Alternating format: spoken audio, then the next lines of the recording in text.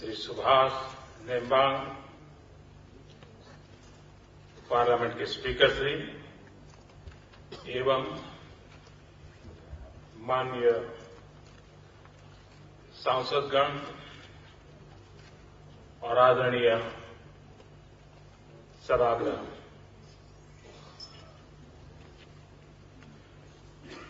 मैं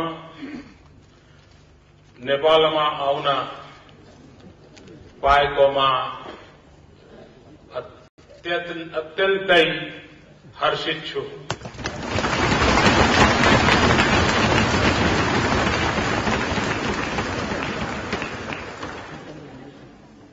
धैर्य वर्ष ही एक पथिक या तीर्थालु को रूप में मैं यहां आएको थी।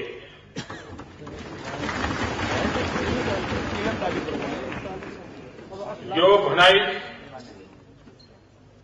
कि एक पटक तपाईले नेपाल को भ्रमण गर्नुभयो भने यो जीवन पर्यन्त सम्बन्धमा बदलिन्छ।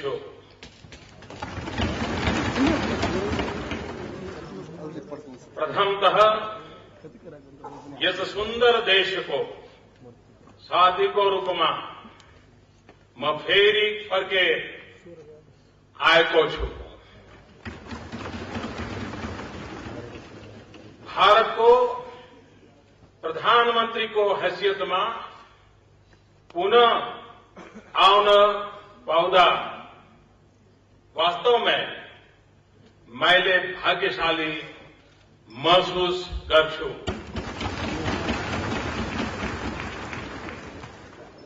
यो यस्तो यात्रा थियो जुन में प्रधानमंत्री को कार्यालय में प्रवेश गर्न बित्तिकै गर्न चाहन्थे, किनकि हाम्रो नेपालसँगको सम्बन्ध मेरो सरकार को उच्चतम प्राथमिकता मध्ये हो।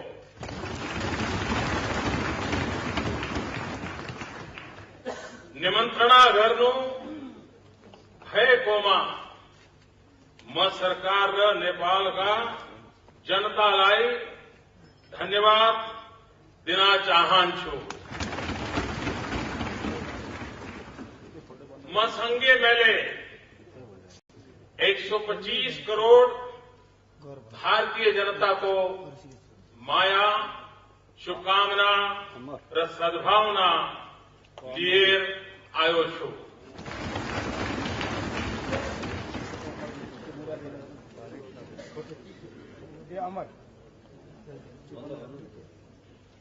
आप कल्पना कर सकते हैं ये पल मेरे लिए कितने गर्व की पल है, क्योंकि आपकी संसद में मैं पहला मेहमान हूं जिसको आपने बुलाया है और संबोधन करने का अवसर दिया है। ये सम्मान सिर्फ नरेंद्र मोदी का या भारत के प्रधानमंत्री का नहीं, ये 125 करोड़ भारतीयों का सम्मान है। मैं इसके लिए आदरणीय स्पीकर जी का और आप अभी सभी सदस्यों का हृदय से आभार व्यक्त करता हूं। भारत और नेपाल के संबंध उतने ही पुराने हैं जितना हिमालय और गंगा पुराने हैं।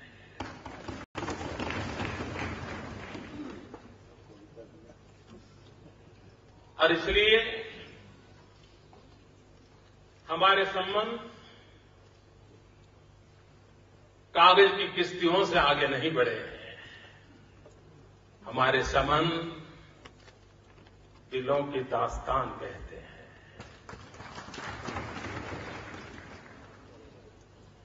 जन जन के मन के प्रतिघोष के रूप में है। हम एक ही सांस्कृतिक विरासत के धनी हैं।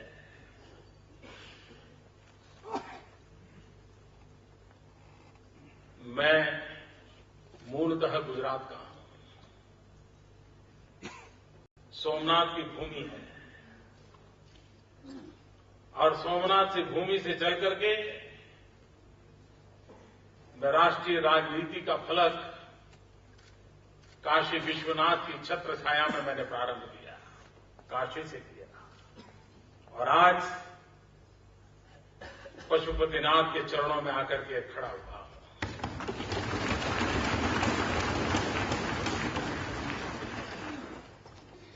ये वो भूमि है जहां किशोरी जी बचपन में खेला करती थी और आज भी हम जनक का स्मरण करते हैं। ये भूमि है जिसने विश्व को अचंभित कर देने वाले भगवान बुद्ध को जन्म दिया है।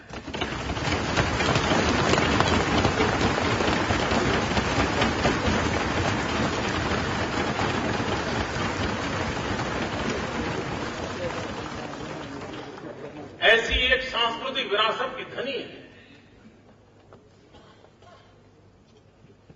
और इसलिए और जब मैं काशी का प्रतिनिधि बन गया तो मेरा तो नेपाल से नाता और जुड़ गया, क्योंकि काशी में एक मंदिर है जहां पुजारी नेपाल का होता है और नेपाल में पशुपतिनाथ है जहां का पुजारी हिंदुस्तान का होता है।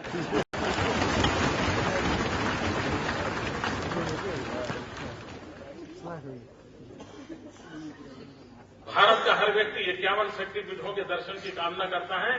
उन 51 शक्तिपीठों में 2 शक्तिपीठ नेपाल में है। यानी इतना अटूट नाता है हमारा। और इतना ही नहीं, हिंदुस्तान ने वो कोई लड़ाई जीती नहीं है जिस जीत के साथ किसी नेपाली का रक्त न बहा।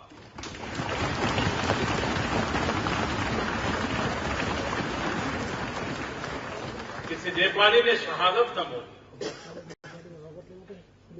भारत के स्वाभिमान के लिए, भारत की रक्षा के लिए नेपाल का बहादुर मरने मटने के लिए कभी पीछे नहीं रहा। भारत के लिए जीने मरने वाले उन बहादुर नेपालियों को मैं आज नमन करना चाहता हूं।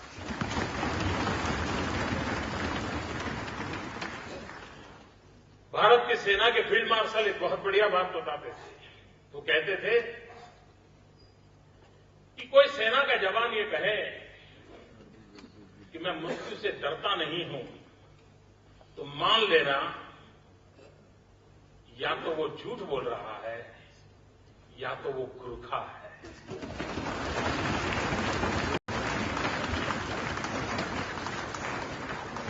अगर गुरखा कहता है कि मैं मौत से नहीं डरता हूं, मतलब सच्चाई है। ये बात फील्ड मार्शल मानेकशॉ ने कही। ऐसी ये वीरों की भूमि है, सांस्कृतिक धारा है। और आज मैं कह सकता हूं नेपाल के नागरिकों की नहीं, लोकतंत्र में विश्वास रखने वाले पूरे विश्व का ध्यान नेपाल की तरफ केंद्रित हुआ है। और नेपाल की तरफ केंद्रित हुआ है मतलब इस सभागृह में बैठे हुए आप सब पर केंद्रित हुआ है। लोकतंत्र में विश्वास करने वाला पूरा विश्व आज आपकी तरफ देख रहा है, बड़ी आशा भरी नजरों से देख रहा है। आपको लगता होगा कि आप इस सदन में बैठ करके संविधान के निर्माण की चर्चा कर रहे हैं, भिन्न भिन्न धाराओं की चर्चा कर रहे हैं, समाज के भिन्न भिन्न वर्गों के हितों के कल्याण की चर्चा कर रहे हैं। इतना नहीं है। संविधान के निर्माता के रूप में आपको ये सौभाग्य मिलना, उस घटना को मैं अगर और तरीके से देखो, हम जिस परंपरा से जीते हैं, कभी कुछ ऋषि मन ने वेद निर्माण किए, किसी ने उपनिषदें निर्माण की, किसी युग में संहिताओं का निर्माण हुआ, और जिसके प्रकाश में हजारों साल से हम अपना जीवन निर्वाह और आयोजन करते रहते हैं। उसी कड़ी में आधुनिक जीवन में राष्ट्र का संविधान भी एक नई संहिता के रूप में जन्म लेता है। नए युग को दिशा दर्शन देने का काम संविधान के माध्यम से होता है, जो किसी जमाने में ऋषियों ने वेद के द्वारा, पुराणों के द्वारा, संहिता के द्वारा किया था। एक प्रकार से आप नई संहिता लिख रहे हैं, और इसलिए ये सौभाग्य प्राप्त करने वाले आप सबको मैं हृदय से अभिनंदन करना चाहता हूं, बधाई देना चाहता हूं।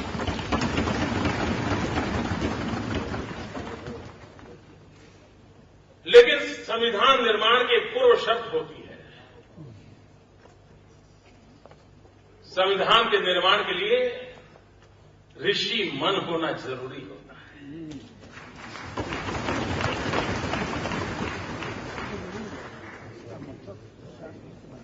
वो मन जो दूर का देख सकता है, वो मन समस्याओं का अंदाज लगा सकता है, वो मन आज भी उन शब्दों में अंकित करेगा जो 100 साल के बाद भी समाज को सुरक्षित रखने की, समाज की विकास यात्रा को आगे बढ़ाने की कोशिश करेगा। कितना पवित्र, कितना उम्दा, कितना विशाल, कितना व्यापक काम आप लोगों के पास है, और इसलिए आप बहुत भाग्यशाली हैं। मैं आपको नमन करने आया हूं, मैं आपका अभिनंदन करने आया हूं। संविधान ये किताब नहीं होती। संविधान कल, आज और कल को जोड़ता है। मैं कभी कभी सोचता हूं, भारत का संविधान वो हिमालय को समंदर के साथ जोड़ता है, भारत का संविधान कच्छ के रेगिस्तान को नागालैंड की हरी भरी पर्वतमालाओं के साथ जोड़ता है, 125 करोड़ नागरिकों के मन को, आशा को, आकांक्षाओं को पल्लवित करता है। आप जिस संविधान का निर्माण करने जा रहे हैं, वो सिर्फ नेपाल के नागरिकों के लिए नहीं, दुनिया के इतिहास में एक स्वर्णिम पृष्ठ लिखने जा रहे हो। आपको आश्चर्य होगा कि मोदी जी क्या बता रहे हैं। मैं सच बता रहा हूं, आपका संविधान जो बनेगा वो सिर्फ नेपाल के लिए नहीं, विश्व के लिए एक स्वर्णिम पृष्ठ बनने वाला है। क्योंकि इतिहास के धरोहर में देखें तो एक सम्राट अशोक हुआ करते थे। युद्ध के बाद शांति की तलाश में निकले, युद्ध छोड़ बुद्ध की शरण गए, और एक नया स्वर्णिम पृष्ठ लिखा गया। मैं उन सबको बधाई देता हूं जिन्होंने बुलेट का रास्ता छोड़ करके बैलेट के रास्ते पर जाने का संकल्प किया।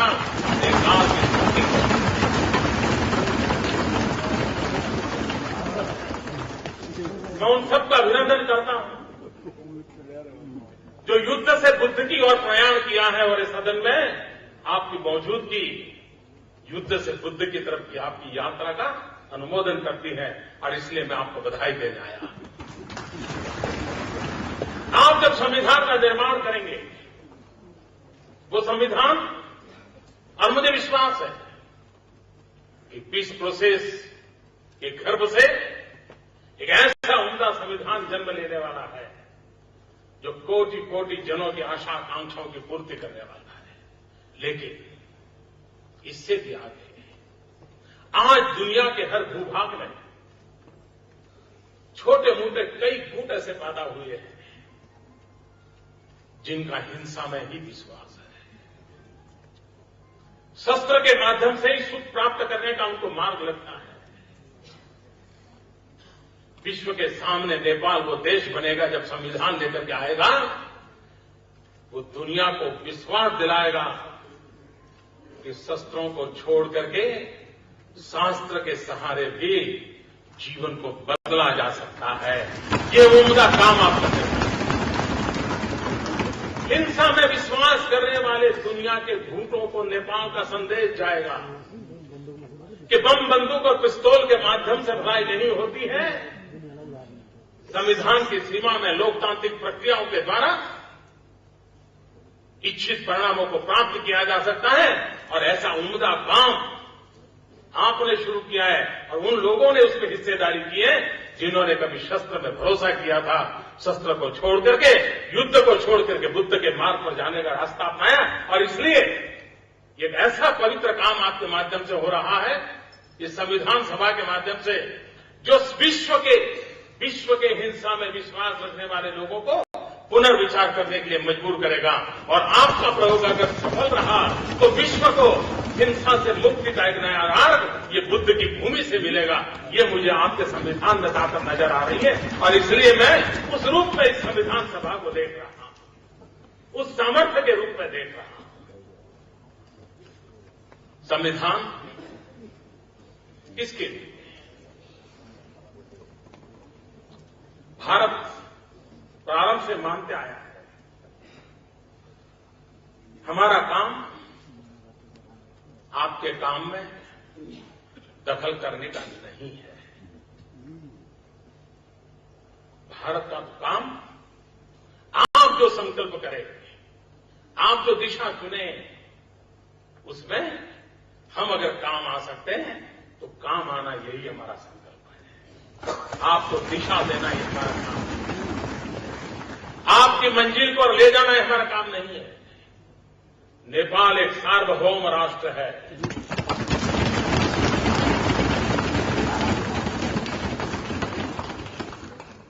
हमारी इच्छा इतनी है कि नेपाल ये सार्वभौम राष्ट्र हिमालय जितनी ऊंचाइयों को प्राप्त करे और पूरा विश्व नेपाल को देख करके गौरवान्वित हो। ऐसा नेपाल देखने की हमारी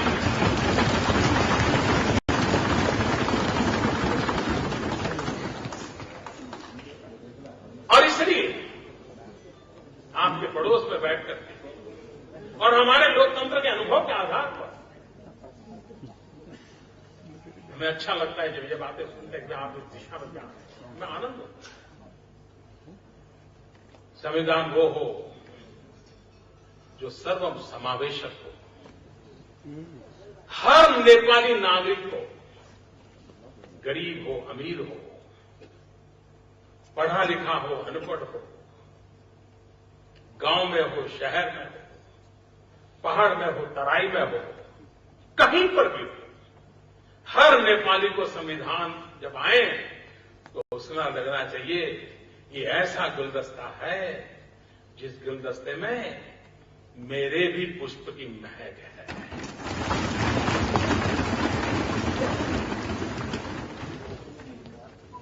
और संविधान निर्माता ऐसा गुलदस्ता बनाएंगे कि जिसके कारण हर नेपाली को लगेगा, हां ऐसा बढ़िया गुलदस्ता आया है, मेरा फूल भी महक मुझे उसमें महसूस हो रही है। वो काम आप करते जा रहे हैं। संविधान वो हो जो सर्वजन हिताय हो, सर्वजन सुखाय हो, किसी एक का भला करने के लिए नहीं। संविधान जन सामान्य की आशा आकांक्षाओं की पूर्ति के लिए होना चाहिए। संविधान जोड़ता है, संविधान कभी तोड़ता नहीं है। संविधान विवादों को संवाद की ओर ले जाने का एक सबल माध्यम होता है और इसलिए चाहे पहाड़ हो, तराई हो, संविधान जोड़ने का काम करे और अधिक ताकत पैदा करने का काम करे। उस दिशा में आप सिद्धि प्राप्त करेंगे, ये मेरा पूरा विश्वास है। संविधान वर्तमान के बोझ से से दबा हुआ नहीं होना चाहिए। और ऋषि मन का मेरा तात्पर्य यही है, जो वर्तमान से मुक्ति की अनुभूति करता है और जो आने वाले कल को बहुत गहराई से देख सकता है, वही ऋषि मन होता है, जो संविधान का निर्माण आने वाली पीढ़ियों के लिए करता है। और हमारी सोच होनी चाहिए। संविधान में हजारों चीजें अच्छी होगी, लेकिन एक कॉमा, एक फुल स्टॉप कहीं पर भी ऐसा आ गया जो आज तो पता नहीं रहे, कॉमा है, फुल स्टॉप है, पता नहीं, लिख दिया, लेकिन कहीं 50 साल के बाद, 100 साल के बाद कॉमा और फुल स्टॉप के रूप में आया हुआ कोई एक आध चीज कहीं विश्व बीज न बन जाए, विश्व वृक्ष का जन्म न दें, जो नेपाल के इन सपनों को रौंद डाले। ऐसी स्थिति कभी आए नहीं। ये बारीकी की चिंता ये संविधान सभा करेगी, ऐसा मुझे पूरा विश्वास है। और मैं मानता हूं, आपने जो काम शुरू किया वो अपने आप को गौरव करने वाला काम है। शस्त्र को छोड़ करके शास्त्र का स्वीकार करना, यही तो बुद्ध की भूमि से निकलने का आवाज है, वही तो संदेश। और उस अर्थ में भारत चाहेगा, और जो आप लोगों ने तय किया है, जो मैंने सुना है, और मैं मानता हूं कि बहुत ही उत्तम काम, संघीय लोकतांत्रिक गणतंत्र,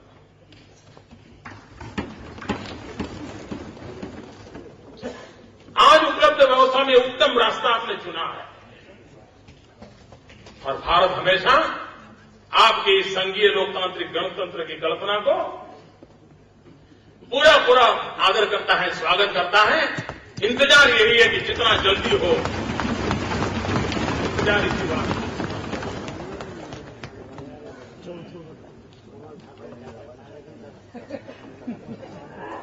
नेपाल और भारत के रिश्ते ऐसे हैं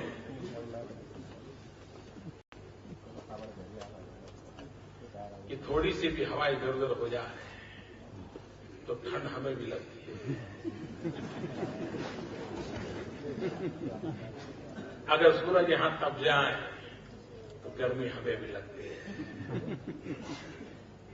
ऐसा अटूट नाता है।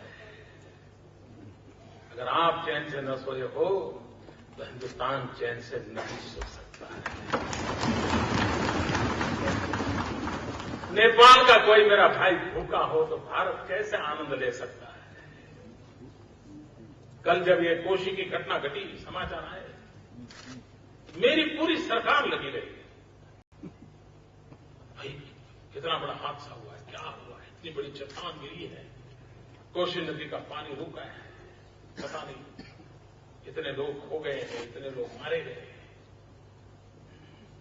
जितनी चिंता आपको सताती थी उतनी ही चिंता मुझे भी सताती थी। क्यों? ये कष्ट आपका है, वो मेरा भी है। ये आपदा आपकी है तो वो आपदा मेरी भी है। और हिंदुस्तान के किसी कोने में जितनी तेजी से मदद पहुंचाए उतनी ही तेजी से मैंने मदद पहुंचाने के लिए दिशा पकड़ी और लोगों को मैंने भेज दिया। क्यों? आप मेरे हैं, हमारे हैं, हम आप अलग हो नहीं सकते।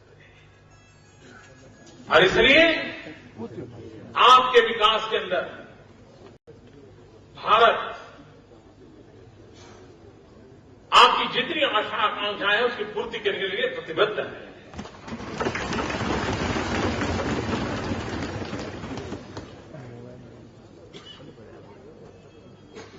नेपाल जहां से जन्मे हुए बुद्ध ने मन के अंधेरे को दूर किया था, विचारों का प्रकाश दिया और मानव जात को एक नई चेतना मिली थी। ये नेपाल पानी की शक्ति का ऐसा धनी है तो बिजली के माध्यम से आज भी हिंदुस्तान का अंधेरा दूर कर सकता है।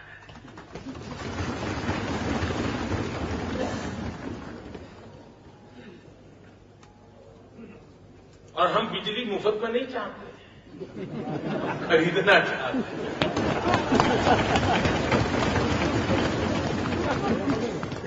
हम आपका पानी भी ले जाना नहीं चाहते, आपका पानी।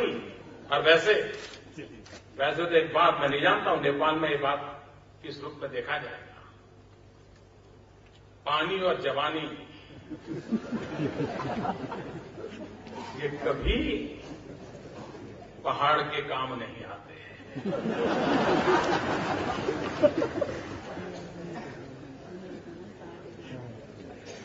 पानी पहाड़ में रहता नहीं, चला जाता है। और जवानी भी, पहाड़ में जवानी थोड़ा सा उम्र बढ़ गई, मौका दो, चलो कहीं चले जाए, रोजी रोटी। बेचारे को कहा रोजी रोटी नहीं है। वो जवानी भी पहाड़ के काम नहीं आती, वो पानी भी पहाड़ के काम नहीं आती। लेकिन किसी युग में कहा गया होगा, हमें इस बात को बदलना है।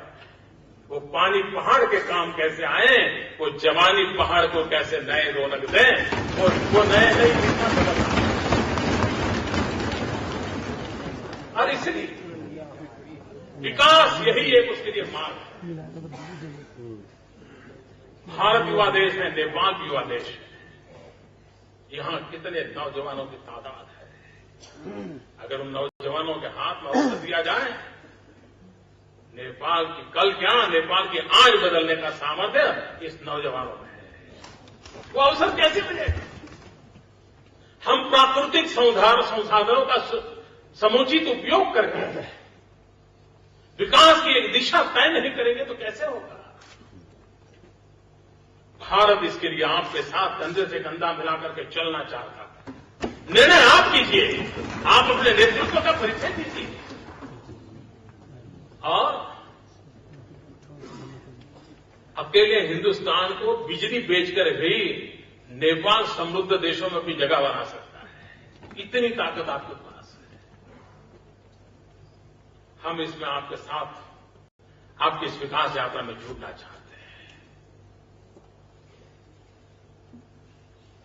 यहां पर ट्रकों के द्वारा कोयला का युग बदल चुका है। पाइपलाइन से क्यों ना है, हम उस काम को पूरा करेंगे।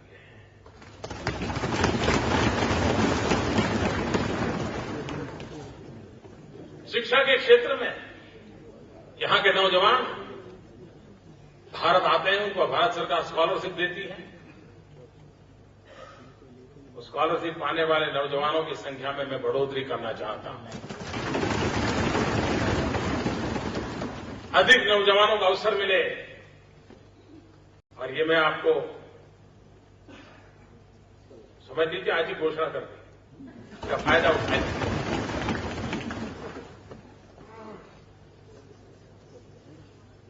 जब लक्ष्मण जी मूर्छित हो गए तो हनुमान जी पौधा लेने के यहां आए।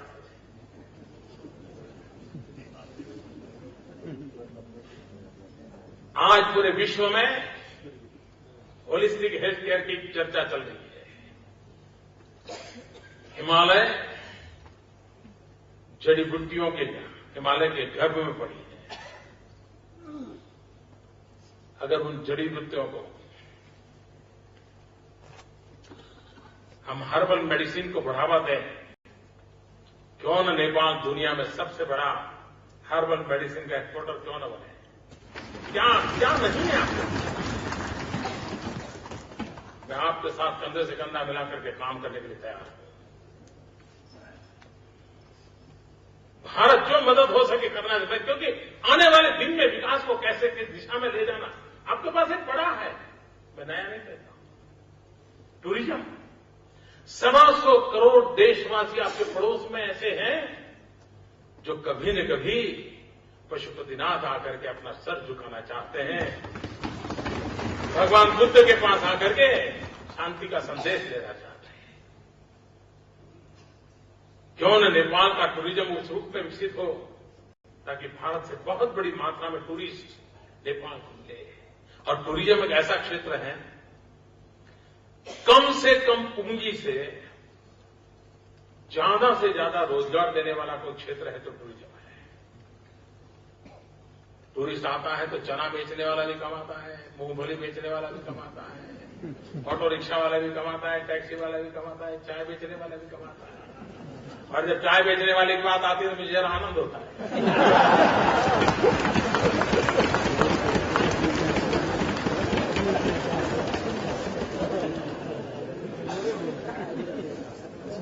कहने का मतलब है कि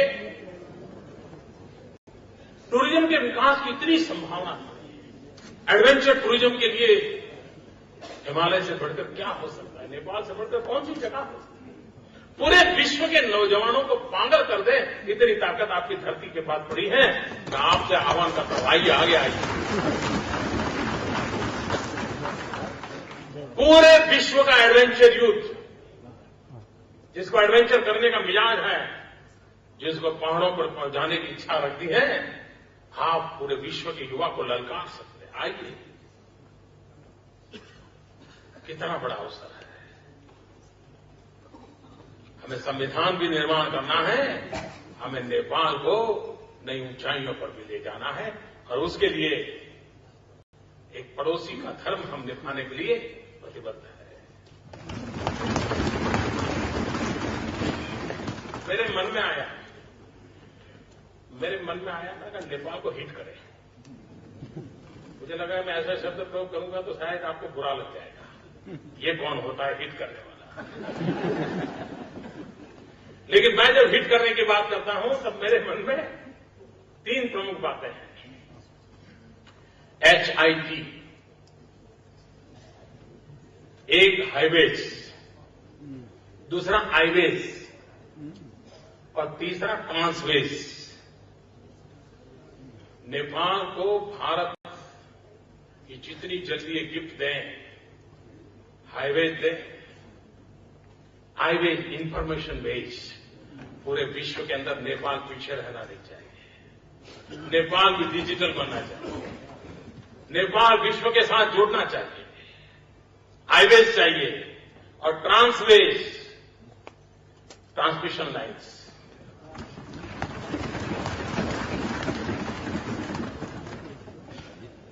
आज बिजली जितनी हम दे रहे हैं नेपाल को, उसको डबल करने का मेरा इरादा है, और उसके लिए जितना जल्दी ट्रांसमिशन लाइन लगाएंगे।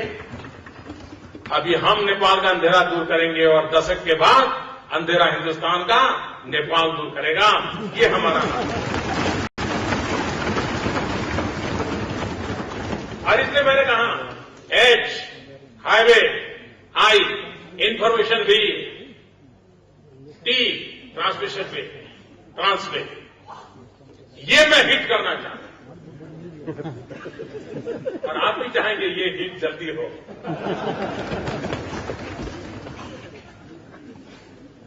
मुझे विश्वास है कि हमें लगता है जितना जल्दी नेपाल को हमारे पास बुला सके हम बुलाना चाहते हैं। अब इसको खिसक कर तो ले जाने वाला विज्ञान तो भी आया नहीं है, लेकिन अगर महाकाली नदी पर ब्रिज बन जाए तो मेरे और आपके बीच की दूरी बहुत खत्म हो जाएगी। आप एकदम हमारे पास आ जाए।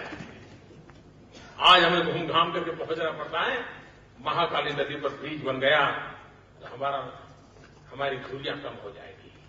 और हम इस बात पर बल देकर के आगे बढ़ना चाहते हैं। उसी प्रकार से सीमा हमारे लिए बॉर्डर जो है वो बैरियर नहीं हो सकती, बॉर्डर ब्रिज बनना चाहिए।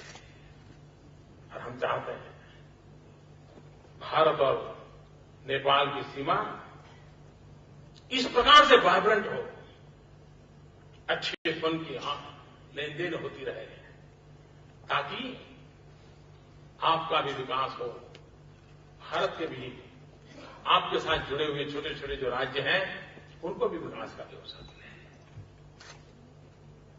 एक योजना आज मैं प्रधानमंत्री जी से बता रहा था। मैंने कहा कि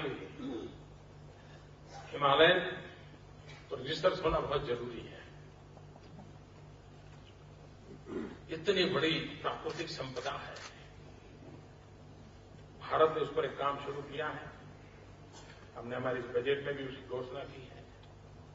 नेपाल भी उसमें आगे बढ़े और हम मिलकर के हिमालय की शक्ति मानव जात के लिए कैसे काम आ सकती है, उसके वेज एंड मीन्स क्या हो, उसके सामर्थ्य को हम पहचानें, विज्ञान की नई परतों को हम खोलें और मानव जात के कल्याण की दिशा में हम जरूर काम करें। उसी प्रकार से हम प्रयास करना चाहते हैं। कभी कभी मैं हैरान हो जाता हूं। अमेरिका टेलीफोन करना है तो बड़े सस्ते में हो जाता है, लेकिन नेपाल फोन करना है तो बड़ा महंगा पड़ता है। तो हमें समझ नहीं आता है ये क्या बात है, ऐसा कैसे भेज दिया। और नेपाल के लाखों लोग हिंदुस्तान में रहते हैं, मेरे परिवार से बात करना चाहते हैं, कर नहीं पाते हैं, नमस्ते करके फोन रख देता है। मैं स्थिति बदलना चाहता हूं। दोनों देशों में ये जो सर्विस प्रोवाइडर हैं, उनसे मिलकर के हम भी बात करेंगे, आप भी बात कीजिए। ये कनेक्टिविटी ऐसी नहीं होनी चाहिए हमारे बीच में। बड़े आराम से, सहज से, कम खर्चे में बात हो और उसी से नाता जुड़ता है।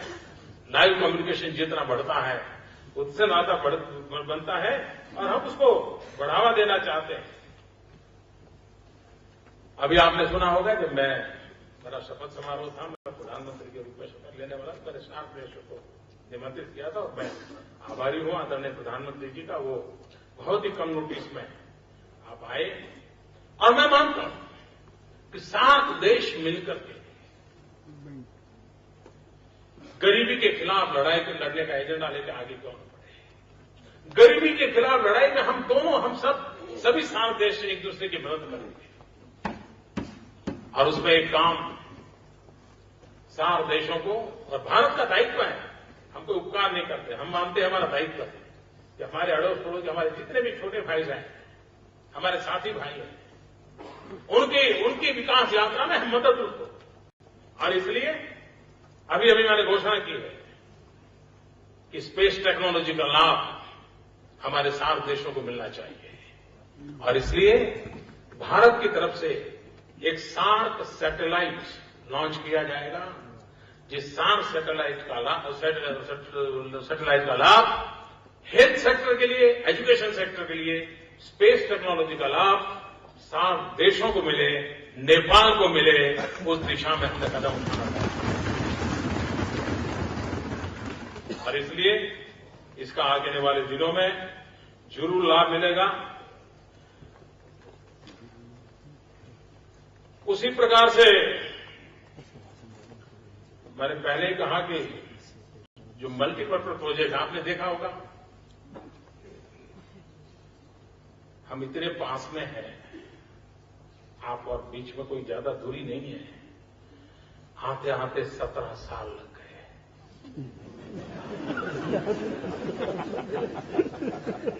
यह करता है। मैं आपको वादा करता हूं अब ऐसा नहीं होगा।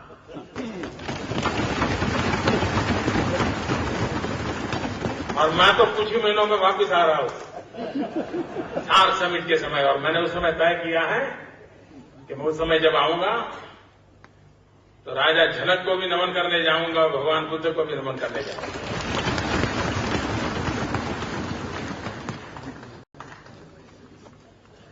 यह खुशी की बात है कि पंचेश्वर प्रोजेक्ट बहुत पहले तय हुआ, कितने रुपये की लागत बढ़ गई, लेकिन अब अथॉरिटी का निर्माण दोनों देशों में हुआ है। मैं मानता हूं 1 साल के भीतर 5,600 मेगावाट का एक प्रोजेक्ट काम आरंभ हो जाए। आप कल्पना कर सकते हैं नेपाल की कितनी बड़ी सेवा होगी। आज नेपाल के पास जितनी बिजली है उससे करीब 5 गुना बिजली। छोटी बात नहीं है जी। विकास को कितनी नई ऊंचाई मिल सकती है और उसके लिए भारत बिल्कुल प्रोएक्टिव होकर के आपके साथ काम करने के लिए तैयार हो और हम आपको दिशा में पूरा प्रयास करेंगे। एक बात की और मैं चाहूंगा, जैसे मैंने कहा हर्बल मेडिसिन एक बहुत बड़ा क्षेत्र है, वैसे भी ऑर्गेनिक फार्मिंग पूरे दुनिया के अंदर एक बहुत बड़ा मार्केट खड़ा हुआ है। जो माल रुपये में बिकता है वो अगर ऑर्गेनिक है तो डॉलर में बिकने लग जाता है। और नेपाल एक ऐसी भूमि है जहां ये संभव है। भारत में सिक्किम एक राज्य आपके पड़ोस में ही माना जाएगा। सिक्किम ने पूरा ऑर्गेनिक स्टेट बना दिया अपने आप को और उसके कारण उसका विश्व में एक नया मार्केट खड़ा हुआ है। अगर नेपाल उस दिशा में जाना चाहता है मुझे खुशी होगी आपको मदद करने की, आपके साथ काम करने की। उसी प्रकार से हमने एक प्रयोग शुरू किया है हिन्दुस्तान में सॉइल हेल्थ कार्ड का। हम जानते हैं नेपाल और हिन्दुस्तान में हम नागरिकों के पास भी हेल्थ कार्ड नहीं है, लेकिन हम सॉइल हेल्थ कार्ड किसानों को उसकी जमीन की तबीयत कैसी है, कोई बीमारी तो नहीं है, विशेषताएं क्या है, किस प्रकार के फसल के लिए उपयोगी है, कौन सी दवाइयां वहां नहीं डालनी चाहिए, कौन सी दवाइयां ही डाली जा सकती है, कितना फर्टिलाइजर लेना, ये सारी वैज्ञानिक तरीके से आगे बढ़ाया जा सकता है। अगर नेपाल की रुचि होगी तो हम सॉइल हेल्थ कार्ड के इस काम को जो हम हिन्दुस्तान में आगे बढ़ा रहे हैं यहां के किसानों को भी अगर उसका लाभ मिलेगा तो कृषि आधुनिक हो, कृषि वैज्ञानिक हो, उसमें हम बहुत बड़ी मात्रा में उपयोगी हो सकते हैं। और मैं चाहता हूं कि आने वाले दिनों में इसके लिए आप जरूर ही कुछ न कुछ सोचेंगे और मैं मानता हूं उसी प्रकार से आज जब मैं आपके बीच आया हूं तो मैं आज ये भी आपको घोषणा करके जाना चाहता हूं, भारत नेपाल को 10,000 करोड़ नेपाली रुपए कंसेशनल लाइन ऑफ क्रेडिट की सहायता देने का हमने निर्णय किया है। अब यह सुनिश्चित करेंगे कि इस क्रेडिट का उपयोग नेपाल की प्राथमिकता पर होगा। आप इसे हाइड्रो पावर, इंफ्रास्ट्रक्चर, इन सारे क्षेत्रों में लगाएं तो ये करीब $1 बिलियन जैसे अमाउंट में आज और पहले इसका जो दिया हुआ है ये इससे अलग है, उसके साथ इसको जोड़ना जो अलग है वो दे दिया, ये नया है।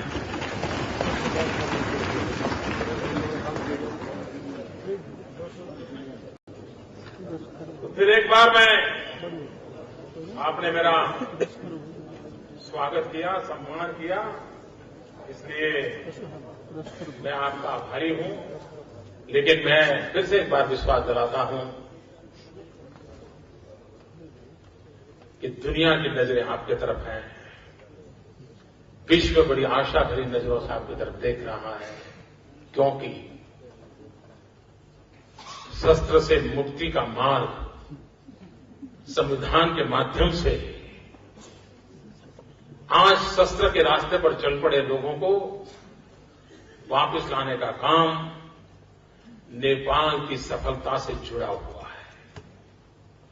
आप सफल हुए तो दुनिया को वापस लौटने का अवसर मिलेगा, शस्त्र छोड़ने की प्रेरणा मिलेगी और लोकतांत्रिक व्यवस्था से भी जन मन की आशा आकांक्षाओं की पूर्ति का रास्ता नया विश्वास पैदा करेगा। आप संविधान के इस काम को उस रूप में देखें, इसलिए मैं दोबारा उस बात का उल्लेख करता हूं कि आपका ऋषिवन 100 साल के बाद नेपाल कैसा हो, नेपाल के लोग कैसे हो, नेपाल के लोगों को क्या मिले, इसका निर्णय आप कर रहे हैं और उस निर्णय में आप सफल होंगे और भगवान की बुद्ध की भूमि में विचारों की कोई कमी हो नहीं सकती, इरादों की कमी नहीं हो सकती, संकल्प शक्ति की कमी नहीं हो सकती है। और इसलिए एक नया इतिहास यहां से रचने जा रहा है, इसको इतना बड़ा लाभ मिलने वाला है, मुझे पूरा विश्वास है। और हम सबको मैं यही कहूंगा कि हमारे जो संबंध है भारत नेपाल मैत्री ये अमर रहे, भारत में नेपाल मैत्री जुग जुग जीवे और ये सार्वभौम राष्ट्र नेपाल हिमालय से भी नई ऊंचाइयों को ऊपर उठे, इसी शुभकामनाओं के साथ फिर एक बार आपके बीच आने का अवसर मिला। बहुत बहुत धन्यवाद।